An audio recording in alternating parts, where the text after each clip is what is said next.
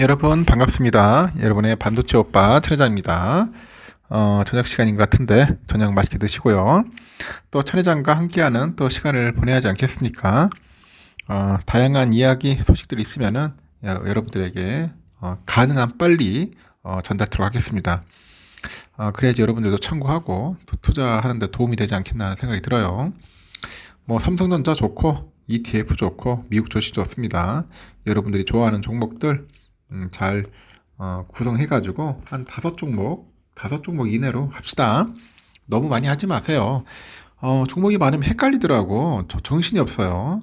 정신이 없으니까 여러분들 포트폴리오를 좀 심플하게 하고 좀 장기적으로 투자할 것을 고려해가지고 이렇게 종목을 선정하면 좋지 않겠나 하는 생각이 들어요.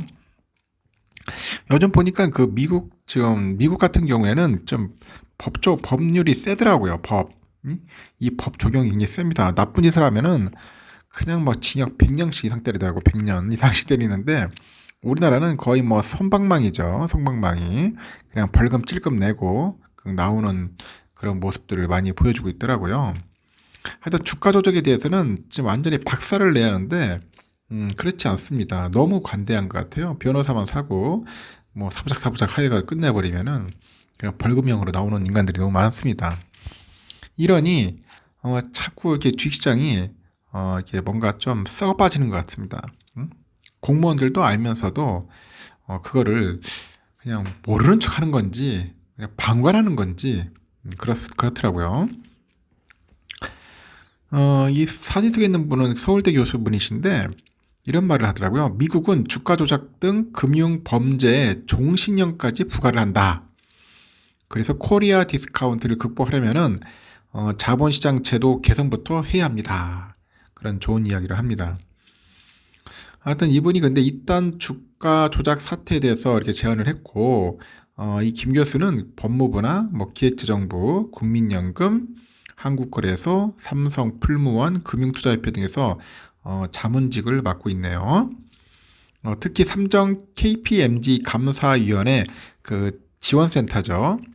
그 지원센터의 그 자문 교수로 있습니다. 자문 교수로 최근 175개 상장사 기업 지배구조 보고서를 전면 분석을 했답니다.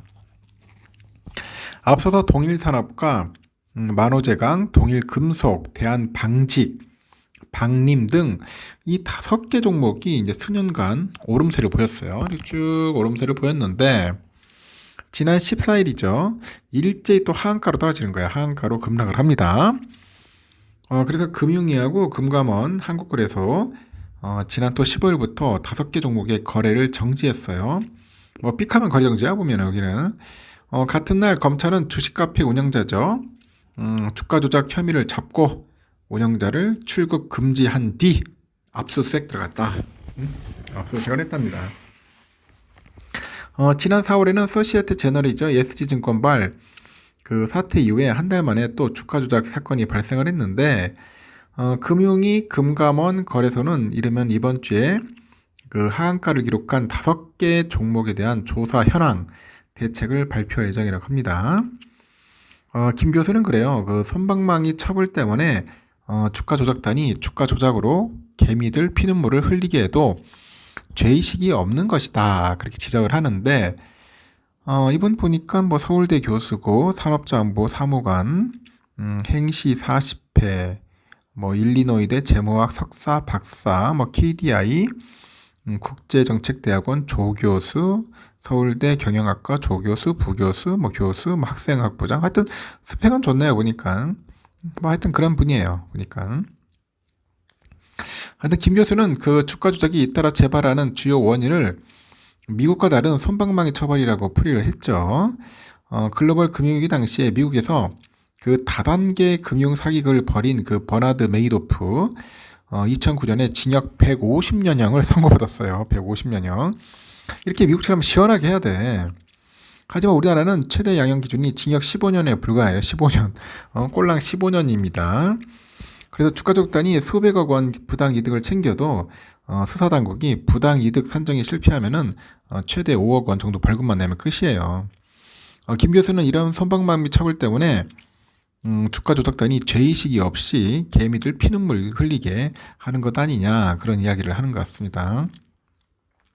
아울러서 김 교수는 미공개 그 내부 정보를 이용을 해가지고 주가 급락 전에 매도하거나 주가 급등 전에 매수하는 것도 문제로 이제 지적을 하는 것 같아요.